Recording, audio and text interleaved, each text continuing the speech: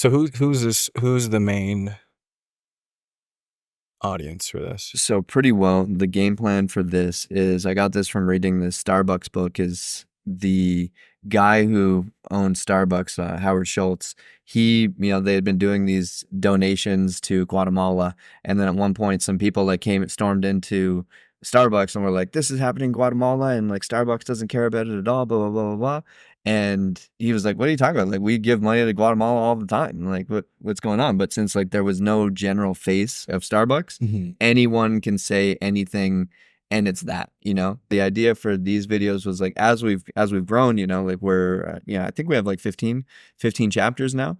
And a lot of the people who go to these, they don't necessarily know the people who started it. So my game plan for the audience for this was like, as we grow, we can kind of meet and introduce people who attend our groups to the people who have been here for either since the beginning, or the people who have kind of helped to shape what it is that we're building here, just so that we kind of have an idea. It's like, okay, well, this is generally what they think about these things. And so the main audience, I guess, would be like kind of people at groups who aren't from like the beginning. Gotcha. Like, for example, like the one in Playa del Carmen, like we started that like 3 years ago. No one, I look at the pictures, like I don't recognize anyone there. It's like, especially during the summer, you have like a specific set of people, but then, over the years, people have come, people have gone. A lot of people have gone to different places and started new groups and things like that. But I guess from there, it's like, well, these people don't know, like you can go there and they don't know, you don't know anyone from there. So it's like, well, here's at least the general like philosophy of what we started with, even though it does evolve over time. It has been evolving constantly. It's like, well, this is the general thoughts. So that's sort of Okay, the that makes main sense. purpose for these things. Okay. Okay. Well, with that, I guess I'll ask a question. Because in my mind, I'd feel like the people watching this might be in the waiting room. They're not too sure about like coming to a philosophy club. Maybe they have attended a couple of philosophy clubs. The question would be, so we've been having some issues with, not issues, but like people have been bringing up the topic of how the topics are chosen. Okay. Yes. So I guess a question could be, is there a dream topic? Is there a way that you'd prefer to, I don't know, like create topics? I don't know if you've spoken about that or that whole process, but yeah, I think a lot of the value of Philosophy Club comes from the topics. And so maybe I wanted to crowdsource some ways to get those topics, like methods or topics. Yeah. So generally speaking, the topic choosing is actually like the hardest part of this whole thing for me. And so I kind of just like come up with an idea. Like right now, I've really been big in humility. Like I just keep thinking about humility a lot and trying to, like figuring that out. Had a long conversation yesterday about it. But then how is it?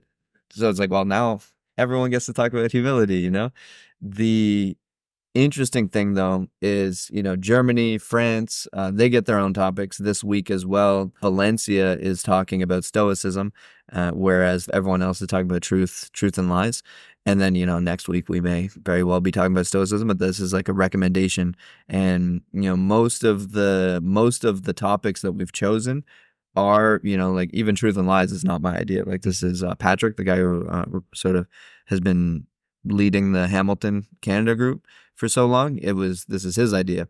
And so pretty much people recommend me different ideas. And I do like the idea of, hey, we're all say 15, 20 of it, like a couple hundred people are putting all their like mental energy, spiritual energy every month or every week into one topic. I think that's pretty cool. I would go to it.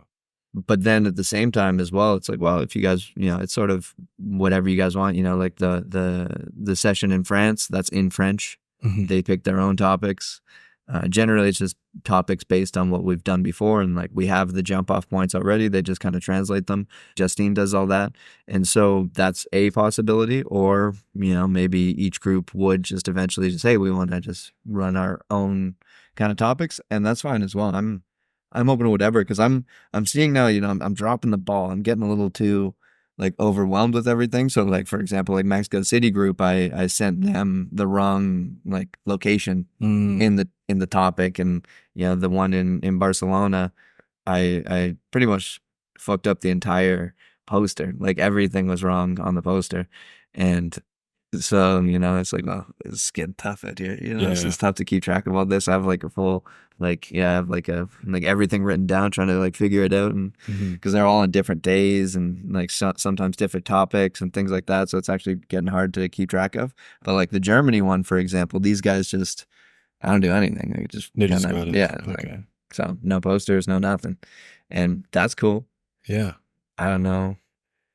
I think it'd be, yeah, I think it'd be, yeah, I think it'd be interesting to have like some system that kept everybody on the same topic, even though like you said, Germany, but I think that like going forward, language barriers are going to be smaller and smaller. So I think, Oh, you mean like with AI? yeah, Okay. with a lot of the AI systems. And so like, I think it'd be interesting to find a way to kind of like bring, like you said, all the spiritual, mental, and physical energy of people together, discussing a single topic, and then having access to that as like a highlight type of thing.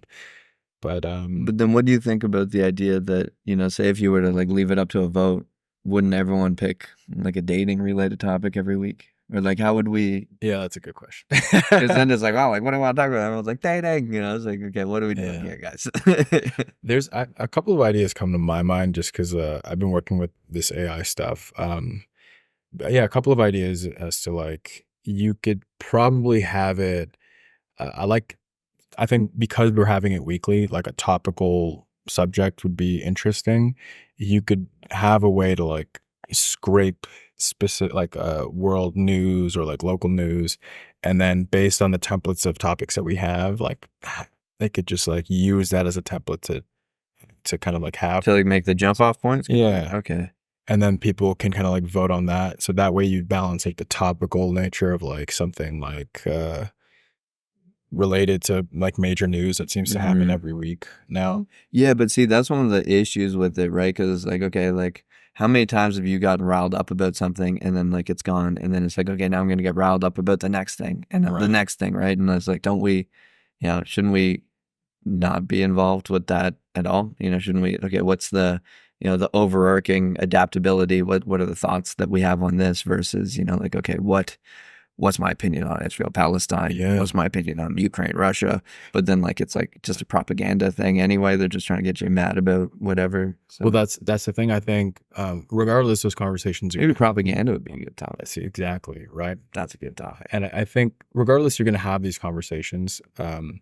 I think sometimes there is not a safe space to have these conversations, and most people are having these conversations through comment sections in places that are separated. So again, sometimes it's like, are the people, if you can frame the question in a way that kind of, Oh, what's going that's on cool. here? How do you do that? I don't even know. If you can frame the question in a way that it like doesn't blunt it too much, but like captures the energy that people have to those topics, but allows them to explore those topics in a deeper way, then you're getting the benefit of like people want to talk about these things. Like people, there's a reason like these things are like flaring and they like trend. But then if you can find the philosophy within because each one of these headlines has like a deeper philosophy or like they're practical because usually there's a character behind it who's made a decision about what to do, and now that decision has consequences, right? So there's a ton of practical wisdom in these stories, and that's why we're drawn to them. It's not necessarily just because it's like junk food. There is value in a train crash because But I guess the train crash is like a lot of different people are getting the information about the train crash from different places. Yeah. Right. So like I don't trust any of the information, whereas other people would look at, say like, oh, like here's everything that CNN is saying about this topic. Da da da da da. Here's everything that Fox News is saying about this topic, da da da. But then they're not saying like, well, here's what my side talks about, my side talks about. It's like, here's the truth. Yeah. And then this is like, here's the truth. The And so universal. then, I think that's why practical philosophy is the perfect vector for that, because the assumption here is like everything everyone's saying is their opinion. yeah. Right. That's what practical philosophy means. It's like, so it rather than like in every other form where people are essentially universalizing experiences and expected to have like, well, this is misinformation and this is real information. The perspective here is that these are my sources. These are my perspectives. This is what I believe. Right. And, you know, based on that, this is how I see the situation, you know, turning out. And so it's almost like the perfect medium to have those conversations. Whereas everything else, it's like, well, this is unsafe or whatever, like diminishing thing. But it's like, because we'll have conversations here where people who are way more spiritual will be grouped in with people who are extreme like materialistic, not materialistic, but like materialism, I guess. Yeah, they're just fully scientism, fully like material, like reductionist, you know, and they'll be in a group and they'll hear each other out. Mind you, there'll be like some physical, like one of the members was telling about like when they hear like a lot of the spiritualism or the woo-woo stuff, they'll like physically react to it, but they'll listen to it and with the understanding that's that person's opinion. Yeah. Right. And so I think like versus any other vector, this is like the perfect place to have those. I guess it's like though, like, you know, if you're talking about Israel Palestine, that's like such a heated one that, you know, like, well, that's where it's like, well, at scale, say especially as well too, like, you know, do Vietnam, do the people in Vietnam care about this? Do the people, you know, and why do we care about it? You know, like we're pretty much as far away as Vietnam we do care about it. Why? But we do. Right? I try not to, bro. But we do. I just signed out of Twitter. So that's the thing. It's like if it's catching your attention, it's catching your attention. Like regardless, like like the Diddy stuff, like any of these topics that are these like high profile stories, like the fact that it's catching your attention is a fact. It's like maybe you're not supposed to care, but it's caught your attention. So now the question is like, okay, why? And so there could be a topical reason why, which is like, well, I like to hear about celebrity, or there could be a deeper reason why, which is like, okay, what does this say about power? As like there's deeper philosophical questions that don't have to be like, what do you think about Diddy? It can be like, let's talk about power in relationship to fame or whatever, or gatekeeping, or there's these deeper stories that are baked into these topical stories that if you can extract, you can have more general questions that can dip into the specifics, but also allow people to speak about those topics in deeper ways. Yeah. So would you say for the topic, we should say like Diddy drama, you know, as like a weekly topic, and then but then like the jump off points are like, okay, like what do the Diddy freak off say about like power and things like that? Sexual relation, like there's so many like deeper, like why did they use sex for this? Like there's something about power of blackmail or like there's so many practical things there that most like that's why our attention is there, right? Because there's something to be learned, right? That our ancestors paid attention to that bush that was rustling because there's something there. If you're another ancestor that maybe isn't your ancestor, you're like, hey, don't pay attention to that bush, that's a distraction. They got eat. Yeah, but then like the devil's advocate and the thing that I kind of generally believe on that, it's like, well, though like over the course of centuries, they have spent so long to, you know, make that bush the most engaging bush that you can possibly pay attention to, because they're like, attention is everything. So it's like wherever we can put that, like whatever we can do to get that attention, you know, then it's like, you know, they have the live on the news stuff for whatever reason that makes people pay attention more, because then anything can happen. Doesn't matter how boring it is, because something could pop off at any moment. And then like they use the most, you know, if it bleeds it leads. They use the most like, this is, you know, scandalous, this is the most intense, you know, clickbait, whatever it is, as a way to get your attention. So it's like, well, am I paying attention to this? Because, you know, and then also there's just like, here it is, being put in front of you. All right. You know, you don't care about the civil war in Sudan unless you're Sudanese, you know. You don't generally care about what's going on in Yemen or know about it. You know, there's, you know, I guess North Carolina just got taken out pretty much. Like it's no longer around. Hurricane. Something went down with the hurricane. No one knows about it. So it's like, But I think we only are being pulled towards these things. Then it's like, well, like, you know, let's also, yeah, you know, we should probably take a look at why we are being pulled towards these things. And then also think like, okay, you know, say me paying attention to like, what's a intense thing that happened like 2 years ago or something like that. What's a scandal that broke 2 years ago? all I can think is vaccines. Vaccines, you know, I guess that's like a more universal thing that will be kind of carried on. But I'm trying to think of like any like Diddy pop culture. I guess like they were burning down food factories. Do you remember that? No. Okay, see, that's another thing. Like they're like these stories are happening so fast, and I agree with you. Like there has been a lot of like what's the word? They've turned a lot of the information into junk food.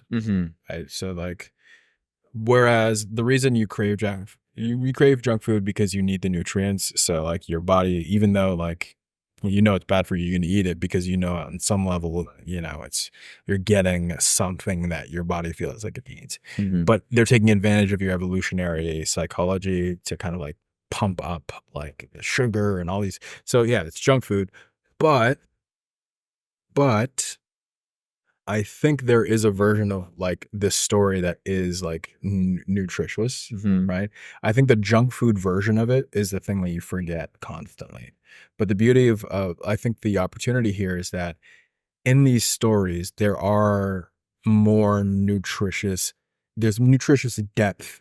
And I think a lot of that comes from the way you process it. So the processed version of information that they expect you to eat is like the you know, like the headlines. You get a headline, and the way you think about the headline is just like the couple of seconds they give you on with the talking head, right? That's junk food. But if you take that headline and you extract the philosophical meaning, now it's not junk food. Now that same event is now information. It's now there's now philosophical extract. It's processed in a different way.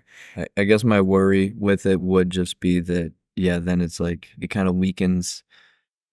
Yeah, then we are just like the news people. You know, I think that's the difference between like a potato chip and like a side of potatoes, right? One is chopped up, crisped, fried in oil, and you know, and then like engineered to be the most addictive thing where you can just have one. And then the other is like the thing that kept Irish people like alive for that period of time, right? Or the thing that like in the case of other tubers, the thing that like provided a bunch of starch for people who were like working class people, right? So it's like this is like this easily cultivated food that just like is abundant but also useful for survival, right?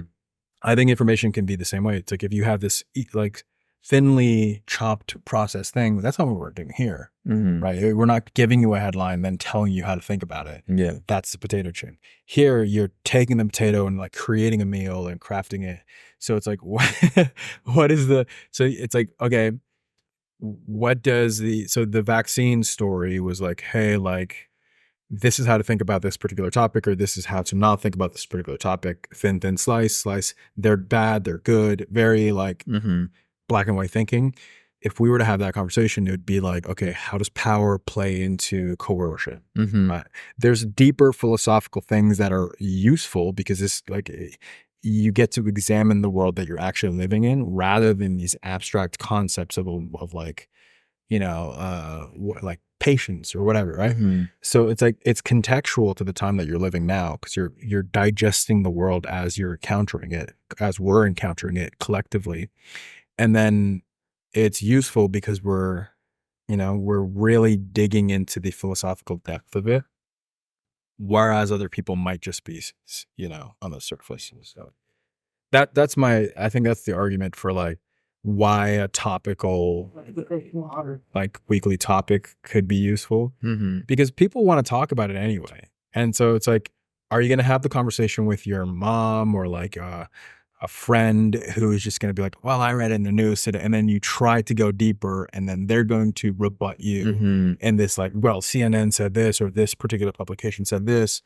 Now you have a space to talk about those same things with the understanding that everybody is approaching it from a practical philosophical standpoint, meaning like, this is my experience of the thing with my background or my perspective attached to it. So you're not going into a place where you're, you know, Mm-hmm. I guess though, yeah, like so, like if you were to bring up Israel Palestine, like we had in the Philippines group recently, the one in Manila, damn, it was like there was no. you guys did that? No, we didn't mean to. It was just Okay. like, we didn't mean to. It was just something that just like happened, and it was like there was no chill Yeah. with it at all, and there was no, like I think this might sound like a utopian ideal of what it is, where I can see like we can definitely like the importance does come down to like the jump off points. Yeah. But then it's like if someone has a very strong opinion on that though, right off the bat, it's like that's gonna turn into a bit of a shit show immediately. In that case, I wouldn't do the Israel Palestine Yeah. as a topic. It'd be like, because there's global something conflicts or something like that, Yeah. modern conflicts, like, or there's sub issues within that. There's I can't think of a specific one right now, but there are sub issues like within that umbrella Mhm. topic that are more topical than other times than not, Mhm. that don't necessarily just apply to Israel at Palestine, but might also apply to Ukraine and Russia, that might apply to other conflicts in the world Mhm. that are still useful to talk about. Yeah. Like the role religion plays in identity, Mhm. right? There's things in that topic about like colonialism that apply not only to that particular context, but to the United States, to Canada, to Australia, right? And so like there's deep like, and so that particular context is bringing it into the forefront, but there's still questions in other contexts that Mhm. relate to it. So it would obviously be, yeah, the actual topic and the jumping off points would be the Like important. hopefully the rails that keep the train on Yeah. the tracks, but Yeah. then I guess my worry is that it's like I guess it's a weird one because it's like ideally we do want to have these, like one of our main thing is like open communication, open dialogue, but I guess the main worry is just like, okay, if we keep focusing on random topical thing like Diddy, for example, is like that's gonna be gone very soon. Like this video, if you watch it 3 years from now, you're gonna be like, what? Yeah. What are they talking about? And that's just like the nature of this beast. And I guess that's sort of one of the. I lost my train of thought here, but The challenge would be finding the perennial in the top, Mhm. right? Finding Yeah. the forever in the weekly Yeah. news cycle. Yeah, I get, So something to think about in terms of topics. And so pretty much like conversations like this is generally how we have made the club what it is, just through like, well, we try this, Mhm. like who knows? And another update that we are looking into with the club is online. So we've had a number of people asking about online for for this week, and can we set up like a Zoom thing where we can kind of have a separate one. There's some logistical issues that come up with this. Number one, I don't believe it would be as good at, like, the main thing we're doing is bringing people together, have these conversations. And so then if it ends up as a lot more people just start going into the Zoom meetings where there's breakout rooms, then they'd be like, well, I don't got to go to an in-person one because it's going to be the same as this one, right? Like I remember, like I went to a Tony Robbins. I bought like a Tony Robbins thing. I was going to go to London, and then the pandemic happened, so then I got to like go online for the same price as the in-person one, and then the opportunity came to go to London. I was like, yeah, I don't need to anymore. Like I'm good.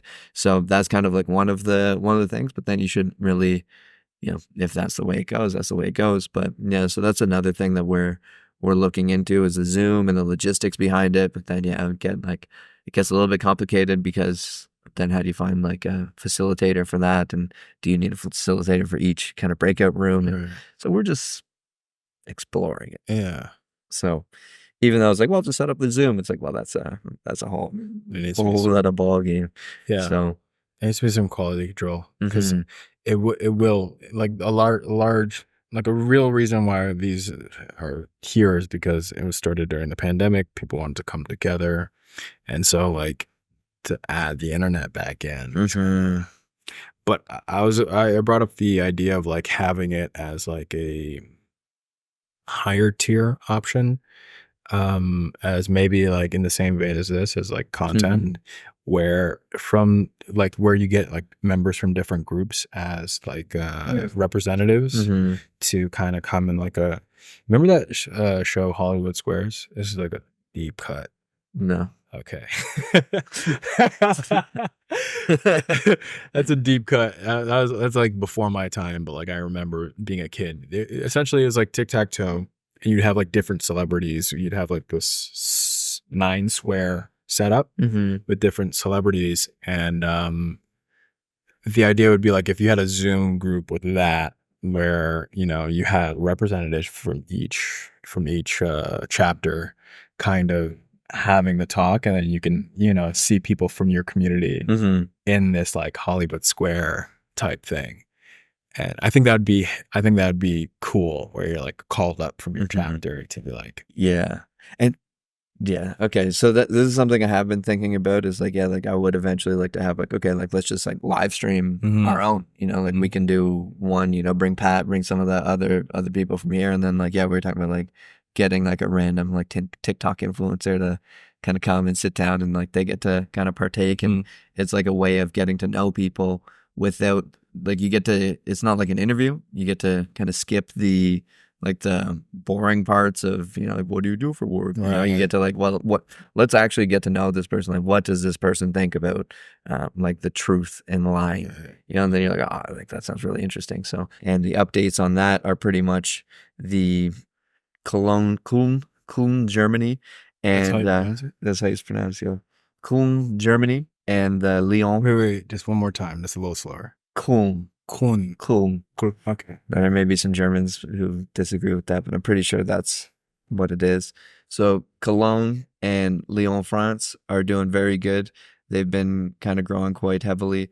We're restarting Toronto. We used to have a Toronto club, and now we're just restarting that this week as well. Next week, there's going to be a group in Vietnam from now on. Chapter. In Da Nang, Vietnam. And so that's going to be opened by one of our friends who was at the Bali one, is now long-term in Vietnam. So doing that. And then beyond that, we have just been looking for grants, because this is actually starting to add up quite a bit. So looking for grants for our little movement. As we mentioned in the last update, we're now an official nonprofit. Beyond that, we are making a couple different adjustments to the rules, just as a few things have come up. One of the general guidelines, like we try to say the general guidelines each time that we meet up, just to kind of keep everyone in that state. These guidelines were ones that we sort of found are the best way to provide like an open, non-judgmental space just for us to have our deep conversations. And so, there's always been the no side talking option. And then as well, there's the one where it's sort of, we want you to talk, but not too much. So be aware on if you're oversharing, but then as well, try to get other people involved if they're not talking. So we're just going to add into that if you don't feel like talking, you're not making the environment unsafe or anything like that. If you want to just come and listen, that's up to you. So we shouldn't be forcing anyone to speak or anything like that. We want to make sure that this is a space, an open container where we are providing the opportunity for people to open up, share, be vulnerable, share their story, and provide an area where people can have these deep conversations. But sometimes people want to just listen. They don't feel like sharing too much, and that's fine too. So we're just making a little bit of adjustment to the guidelines, just as a couple of other things kind of came up. In conclusion, there's a lot on the go. I want to say thank you to our boy Mezie for being here. All right. With that, we will wrap it up. let us know in the comments, by the way, about those ideas that were kind of shaky. Let us know your opinion on them. Signing out.